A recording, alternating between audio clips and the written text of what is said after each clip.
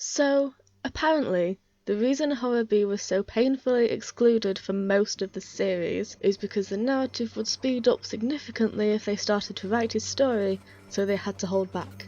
Apparently it had to happen like that, and I respectfully disagree. To be clear, I'm not saying I could have done better. I'm definitely not that arrogant. This is how it should have been done, and more like when it was announced that Doctor Who Christmas specials would move to New Year's Day because they ran out of ideas, and so me and my parents proceeded to come up with a bunch of ideas. I mean, you know what, fair enough if you want to move it, but don't give us that excuse. We wanted to change it, we wanted to try something different. We don't need to explain ourselves to you. Fine, but you ran out of ideas.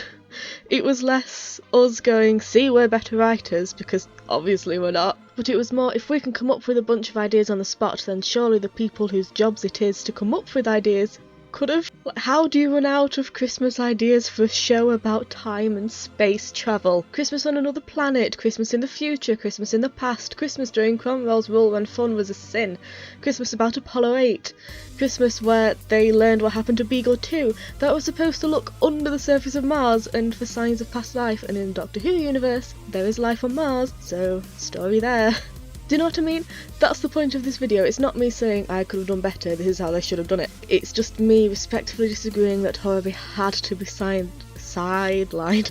It's just me respectfully disagreeing that Horobi had to be sidelined and offering my own ideas. Also, I just want to say, families tend to spend Christmas Day together.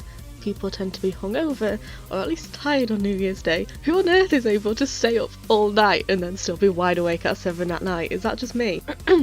Anyway, in the Act episode I'm going to rant about when I do my retrospective reviews, Ora Shinya calls Enji a failure over humour gear. Aduto goes after the human.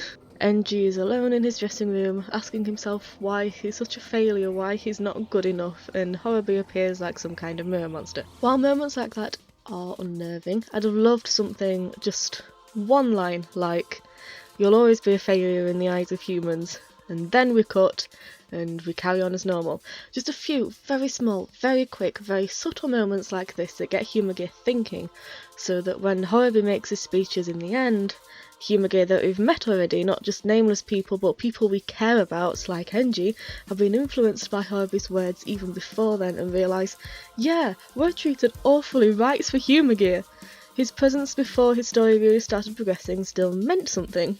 It still had influence, he was still important to the plot. In the basement episodes, Horobi is disconnected from the Ark, but he's still conditioned. That doesn't just go away. Being forcibly disconnected is different from breaking free himself. Horobi and Fua have the same talks, except at one point we learn that Fua is not the only person with access to the basement. Guy discovers Horobi is alive, and he wants to pay him a visit.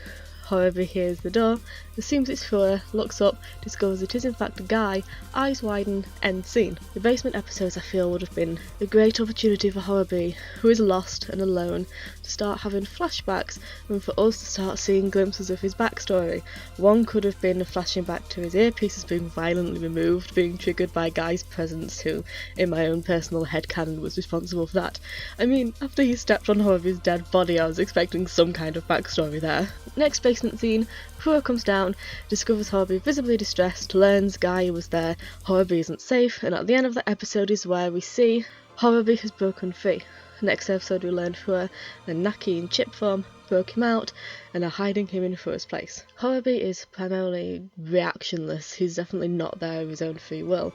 He's still talking as per the will of the Ark, he's still conditioned, but his mind is so broken that he can't even make the decision by himself to leave. He's there. The only words he says relate to the Ark, but he's just so unable to act for himself that he just doesn't leave. Plus he's probably still very injured. Then we carry on as normal for a bit, until the fire part of the tournament happens, except the person who causes the actual fire is Jin, with his new fire abilities. He's visibly distressed, burning everything looking for his dad. It's televised, Horobi sees it, and he leaves, and he goes to Jin, despite knowing it's not a good idea to show himself in public. This is in fact his first act of free will, but it isn't depicted that way. It's more that he's going towards something familiar. It doesn't detract from Horobi's big moments later where he stands in front of Jin prepared to take the hit for Adato and he's like, why did I do that? Going towards something familiar while disconnected but broken and lost is a lot different than acting for himself while he is still connected to the Ark. But anyway, he goes to Jin. This is still all being televised.